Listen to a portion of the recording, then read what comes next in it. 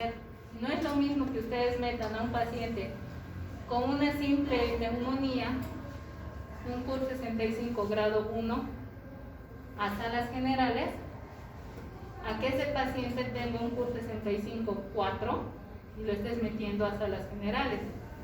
Entonces, ustedes tienen que ver dónde.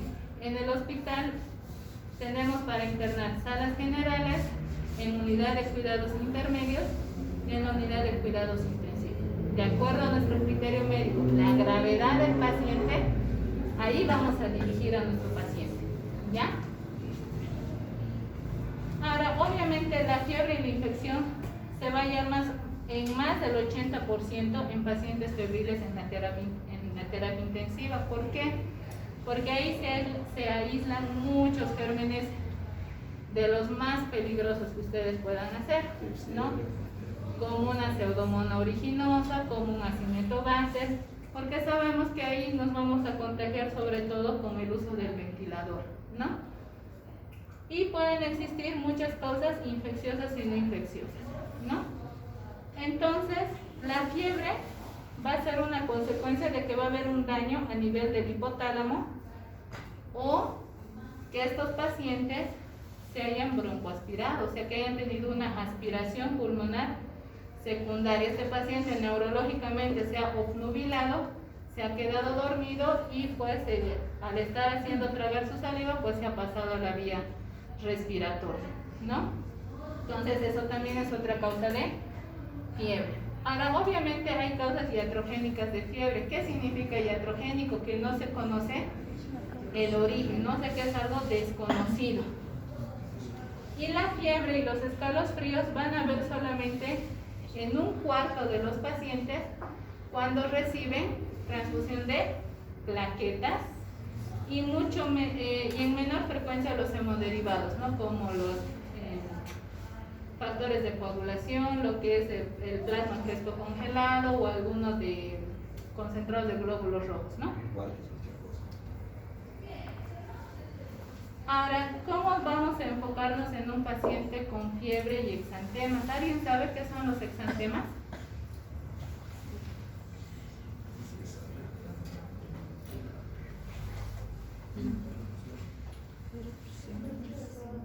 ¿A qué nos referimos con exantemas? ¿Qué cosa vamos a tener que mirar? La piel, ¿no? Entonces, acá nosotros nos tenemos que plantear dos cosas. Y estos dos planteamientos vamos a empezar a reconocer patrones. Primero, el clínico debe conocer el diagnóstico diferencial y qué tipo de lesión es la que tenemos en particular, lo que estamos observando. Y segundo, que debemos conocer la constelación de los hallazgos producidos por los diversos patógenos. ¿Qué significan estos dos patrones? Uno, que el exantema, como han debido ver en sus clases de dermatología, puede ser un montón de enfermedades dermatológicas. Todavía no pasa. ¿Ya? Entonces, tenemos que hacer diagnóstico diferencial. ¿Será varicela? ¿Será sarampión? ¿Será rubiola? Entonces, y de acuerdo a eso tenemos que ver qué tipo de microorganismo está causando. ¿Ya? La fiebre van a estar asociados con qué signos a nivel de la piel: el exantema, las linfadenopatías o la ictericia. ¿Ya? Entonces esto nos va a deber a enfermedades ya sean sistémicas, no infecciosas o también pueden ser infecciosas. Generalmente cuando la fiebre se acompaña de adenopatías, ya sea a nivel cervical, axilar, inguinal, debemos sospechar en un linfoma, ¿no? O en una enfermedad por arañazo de gato, que lo han debido ver en pediatría también. Entonces estos son los exantemas, como si se pueden ver, puede ser desde un sarampión, puede ser rubiola, puede ser varicela. La linfadenopatía prácticamente son la inflamación de los ganglios. Ya como pueden ver acá, este rojo grandote de acá está inflamado el ganglio, pero el ganglio es así chiquitito, normal. O la famosa ictericia, este paciente puede estar solamente con las conjuntivas ictéricas o ya notarse en la piel, ¿no? Entonces, como pueden ver, hay que pensar en muchas cosas, ¿no? En este paciente con ictericia habría que pensar en qué tipo de enfermedades. Hepatitis, ¿qué más? Biliar. ¿Alguna enfermedad biliar como cuál, por ejemplo? Colangitis. Una colangitis, ¿qué más? Colecistitis. Bicolitiasis. Ya, entonces, como pueden ver, la piel también nos va a desencadenar algunas sospechas diagnósticas. Como han visto, la ictericia puede ir desde una simple hepatitis hasta una hepatitis, hasta una colangitis, hasta un carcinoma hepático, biliar, obstrucción, cirrosis hepática y todo lo que pueden ver. Entonces, no solamente nos vamos a abarcar a una sola cosa, sino la piel nos abarca un abanico, nos dice, a ver, ¿qué soy? ¿No? Y esto nos va a hacer que la distribución de este exantema y la progresión junto con la fiebre y los otros síntomas. Entonces aquí más o menos tenemos un pequeño resumen, donde si es de origen bacteriano, ¿qué nos va a causar las máculas y las pápulas? La Borrelia burgdorferi, lo que es la rickettsia y el treponema pálido, ¿no? Donde vamos a ver lesiones a nivel de la piel. El vibrio nos va a causar vesículas o ampollas, y la Neisseria meningitidis y también las rickettsias nos va a causar petequias y púrpuras, ¿ya? No solamente las bacterias, sino también los hongos y las micobacterias, sobre todo en aquellas enfermedades diseminadas, que a nivel de la piel nos va a causar máculas, pápulas, pero sobre todo nódulos. Los protozoos, como el Plasmodium falciparum, nos van a causar petequias y púrpuras. Y los virus, pues obviamente nos van a causar, ¿no? Como el enterovirus, el Epstein-Barr y el VIH, máculas y pápulas. El enterovirus y la fiebre hemorrágica, vesículas y ampollas. Y el enterovirus, el Epstein-Barr y la fiebre hemorrágica, petequias y púrpuras, ¿no? Entonces, todo esto la piel nos está mostrando un pequeño pantallazo, nos dice, estoy aquí, nos está mostrando un signo de alarma, ¿no? Entonces, la evolución de estos signos cutáneos, con el tiempo nos van a dar pistas, ya como les decía, sobre la etiología.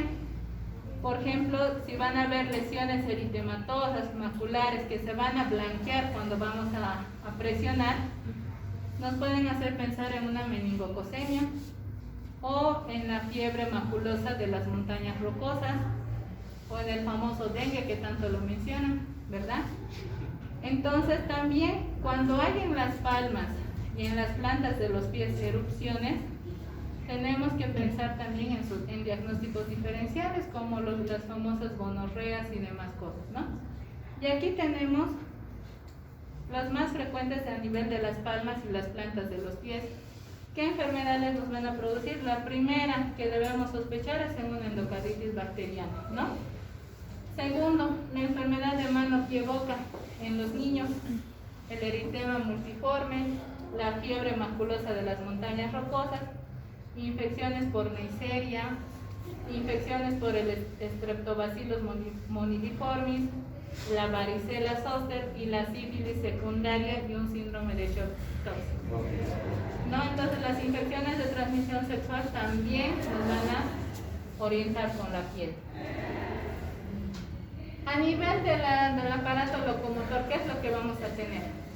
Sobre todo, hay dos enfermedades y tal vez un poquito más, pero las que son más representativas es la artritis séptica y la osteomielitis, que acompañado con la fiebre nos van a venir un dolor localizado que va a estar acompañado de hinchazón o aumento de volumen o eritema, ¿ya? Y las enfermedades reumatológicas como la poliartritis, que ya son más simétricas, algunas artritis reumatoideas, lupus y demás, que también nos van a causar fiebre. Entonces acá, como pueden ver, es una artritis séptica, ¿no? Donde se puede ver que está eritematoso, hay aumento de volumen en la articulación de la rodilla. Pero aquí abajo ustedes pueden ver que la piel se ve, tiene unas secreciones amarillentas, la piel está de un color más oscuro porque no está llegando buena irrigación. Vemos en la radiografía y como pueden ver acá, la infección ya ha entrado al hueso, ¿no? Entonces está como unido, se puede decir. Entonces esto ya es una osteomielitis. Todo paciente que ingresa con una celulitis a nivel de miembros inferiores, superiores, siempre pidan una radiografía, ¿ya? Porque no sabemos cómo está por dentro. No sabemos que la celulitis, la infección va por debajo de la piel, por el tejido celular subcutáneo. Entonces ahí se va a diseminar más, entonces hay que ver que no penetre más adentro. La fiebre y las linfadenopatías o la hepatosplenomegalia, ¿en qué nos hace pensar en una variedad de enfermedades? ¿Ya? Sobre todo, cuando hay una linfadenopatía hay que pensar en un proceso infeccioso o no infeccioso. ¿Como cuáles, por ejemplo? A nivel cervical, vamos a ver que puede ser causada por un estreptococo, puede ser una infección de la vía respiratoria alta como una faringitis, amigdalitis, laringitis, o lo que es la tuberculosis que nos puede causar linfadenopatías a nivel cervical. Periféricas pueden ser la bortenela, la esporotricosis, los estreptococos, los linfomas, las metástasis y el virus del herpes zóster. Y a nivel inguinal, ¿en quiénes vamos a pensar? Prácticamente en todas aquellas infecciones de transmisión sexual, como cuáles: el chancroide, el herpes, el hipogranuloma venéreo y la sífilis primaria. Cuando ya la linfadenopatía es de tipo generalizado, tenemos que pensar más que todo en procesos virales, como es el citomegalovirus, las hepatitis, los linfomas, sarcoidosis, aquí ya, pero la sífilis secundaria, acá en la regional hay que pensar sífilis primaria, pero acá secundaria, lo que es el famoso TORCH, toxoplasmosis, VIH y el virus del Epstein-Barr, la rubiola también. Entonces, la combinación de la fiebre y las linfadenopatías, sobre todo en quienes vamos a pensar, en los niños, ¿no? Sobre todo por el toxoplasma, rubiola, que se observa, y también en los adultos, como ya son las infecciones de transmisión sexual y los tipos leucemias linfomas. ¿Esto qué nos va a obligar? Que si nosotros tenemos una linfadenopatía, ¿cuál va a ser lo que nos va a dar nuestro gol estándar, nuestro diagnóstico definitivo? ¿Qué estudio creen que sea el definitivo que nos va a dar?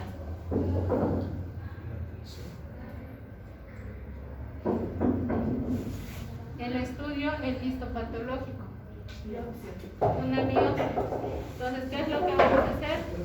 Si todo lo que es el TORCH nos sale negativo, entonces pues vamos a pedir al cirujano que no nos haga una biopsia, y eso vamos a pedir al patólogo que haga el estudio histopatológico de estos ganglios que van a estar hipertrofiados, pueden estar infartados, y esto nos va a dar ya un diagnóstico más certero, ¿ya?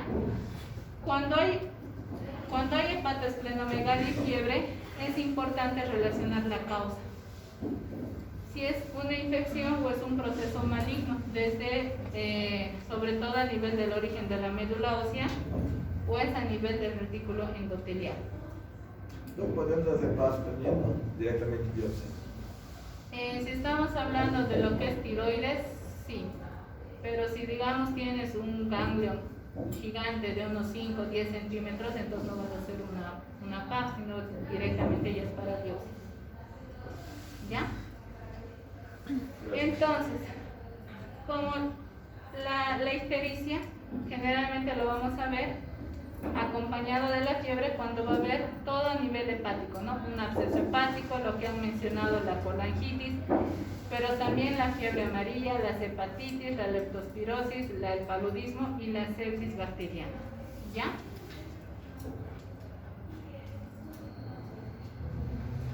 Ahora, ¿a qué decimos fiebre de origen desconocido? ¿Alguien sabe? Sinfoma. Y no encontramos en el examen físico ni en la anamnesis la causa. Ya. Como síndrome de respuesta a influencia sistémica.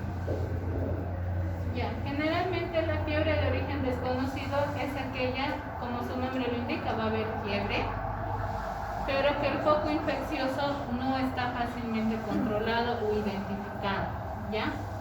Y esto va a ser porque las defensas del huésped pues van a estar alteradas. Y las defensas del huésped nos va a llevar a una liberación continua de estas citocinas, o sea que el cuerpo está eliminando citocinas inflamatorias porque hay un proceso infeccioso que no estamos dando con el foco, ¿ya? Y nuestros actores nuevamente acá, los macrófagos y los linfocitos, que van a estar en los trastornos inflamatorios, y esto van a dar lugar a la producción de citocinas, ya como van a suceder en algunas neoplasias. Ahora, es lo que les decía, ¿qué es la fiebre de origen desconocido? Prácticamente se define como el excesivo rigor de la fiebre. O sea, es una fiebre que va a durar más de 3 semanas, y esto nos va a obligar a que estamos estudiando constantemente, pero que no lo estamos pudiendo identificar. ¿Ya? Y esto vamos a dividir en 3 categorías: a los casos misceláneos y los casos en los que la fiebre van a estar estando sin un diagnóstico. Ha habido muchos casos en que la infección se debe a un 25 a 50%. Ya como pueden ver, puede ser un absceso oculto, puede ser un citomegalovirus, endocarditis, un foco intraabdominal que no lo estamos descubriendo, o es una simple micosis o es una tuberculosis. No siempre pulmonar, puede ser extrapulmonar también la tuberculosis. ¿Cuál sería todo el tratamiento empírico para esto? Tienes que cultivar a tu paciente, tienes que ver de dónde es el origen. Pero sí, o sea, todavía es desconocido, sigue con fiebre. ¿Cuál tratamiento empírico? Iniciamos antibióticos. Si estás sospechando en una patología bacteriana, pues iniciarás antibióticos. Si es una causa viral, pues el tratamiento es solamente sintomático. ¿Ya? Las neoplasias corresponden un 20 a 30% de las fiebres de origen desconocido. Y tenemos a todas estas las que hemos mencionado: las leucemias, los linfomas, la carcinomatosis o algún tumor local que tengamos. Algunas enfermedades del tejido conectivo generalmente solamente es un 15 a 30%. Ya tenemos las artritis reumatoideas, el lupus, las poliarteritis nodosas, la arteritis de la temporal, que también nos van a llevar a una fiebre de origen desconocido que tenemos que estar acá. Misceláneas, un 10 a 20%, que pueden ser desde una fiebre inducida por fármacos, las hepatitis, pancreatitis, las embolias pulmonares. Pero hay un 10 a 30% de las fiebres de origen desconocido que no se ha llegado a los diagnósticos. ¿Ya? Entonces, si hemos descartado todo esto y todo nos sale normal, este paciente, un 10 a 30% de los pacientes se queda sin diagnóstico. ¿Ya? Tenemos que ver la localización geográfica, la edad y la duración de la fiebre y el estado inmunitario. En varios estudios se ha visto que solo el 6% cursaban con una fiebre de origen desconocido, persistente, que han transcurrido incluso hasta 6 meses, y después se ha logrado dar que había un foco infeccioso, ¿no?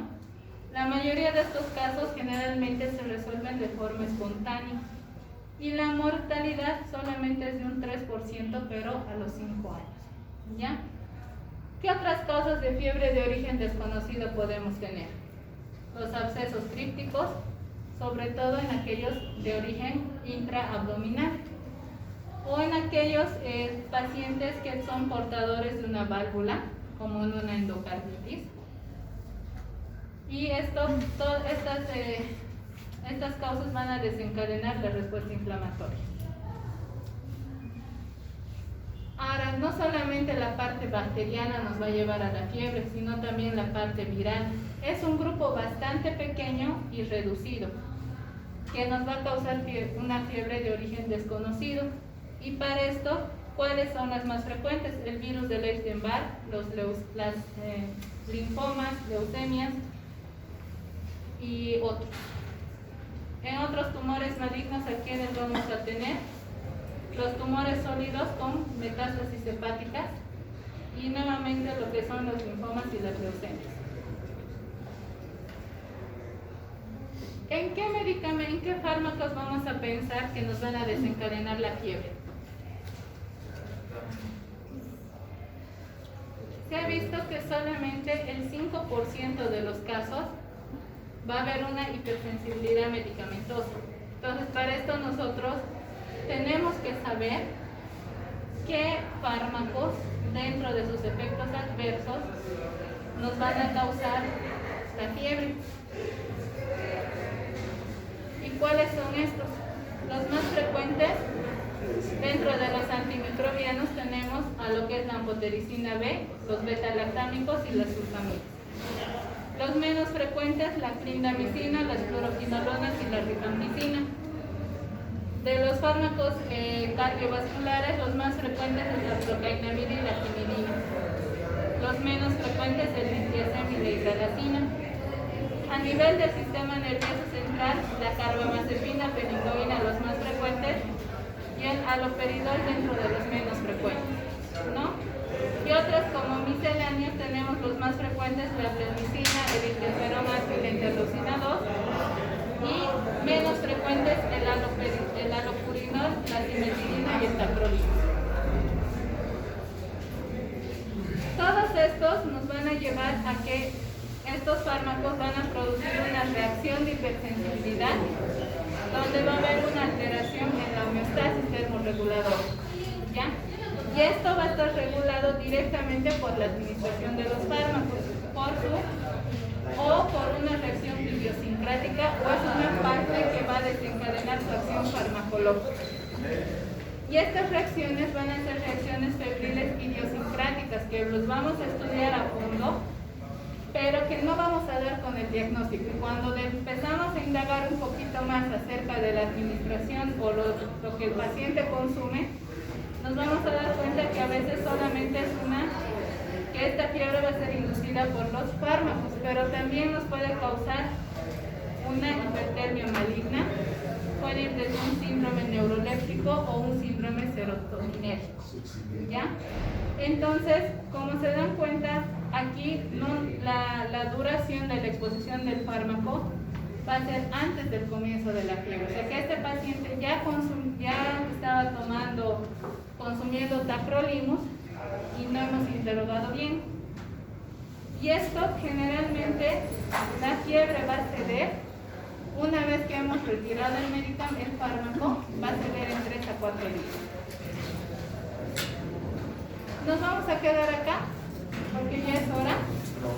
Entonces, este martes más vamos a avanzar.